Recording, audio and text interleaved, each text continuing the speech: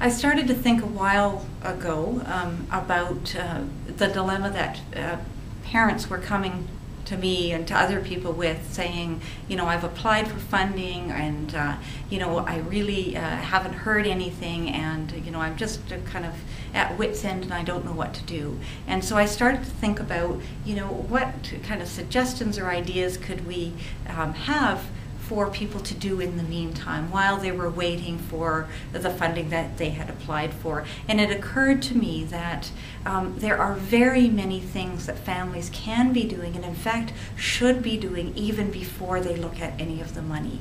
And so I just kind of came up with a whole list of strategies that actually I consider strategies that are priceless, and because they don't cost a thing.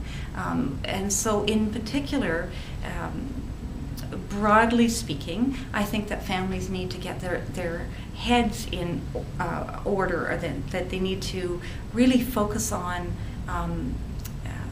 the big picture, and they need to be really clear, first of all, on the capacity of families to in fact articulate and follow and implement a vision for and with their family member with a disability. They need to think about ways that they can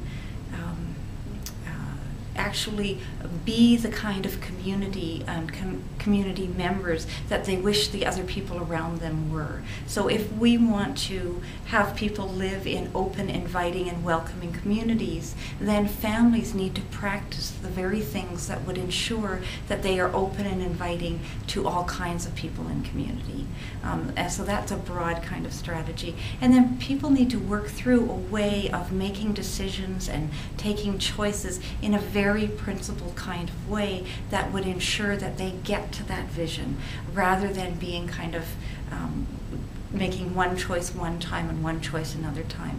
If you're not absolutely clear on what your vision is, and not absolutely clear on why you want a typical and good life for your son or daughter, you might just end up with picking up a service because they have an empty bed at any given time.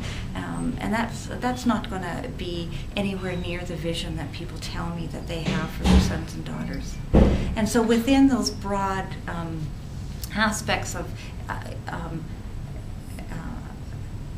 developing the capacity to believe that families are the first resort, and within the idea that you need to work at the community that you want to see happen, there's a number of strategies that families can work on. So the whole idea of focusing on relationships for and with your son and daughter, for example.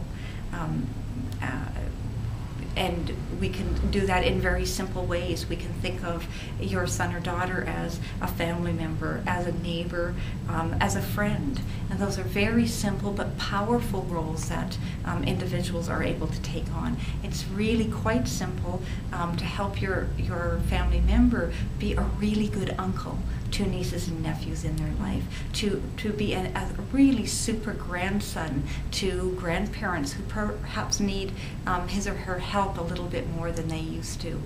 Perhaps to become the family photographer, the family historian. Maybe they're the person who takes the photographs at all of the barbecues. And there's all kinds of things that families can do that don't cost a thing to really situate their family member more solidly and interwoven within the family. And you can take that same kind of thinking around the relationships with neighbors. What are the ways in which neighbors are wonderful neighbors to one another, or could be? Perhaps whenever you see your neighbor out in the garden, your son or daughter could join them and offer to weed alongside of them or water the garden. Your son or daughter could offer to walk someone's dog in the street. They could offer to pick up fruit once a week at the organic fruit market. There's all kinds of ways that you can help your neighbors to see and appreciate the gifts that your son or daughter has to offer. And so those are things, strategies, ways that people can really work at the future by focusing on what's happening right now.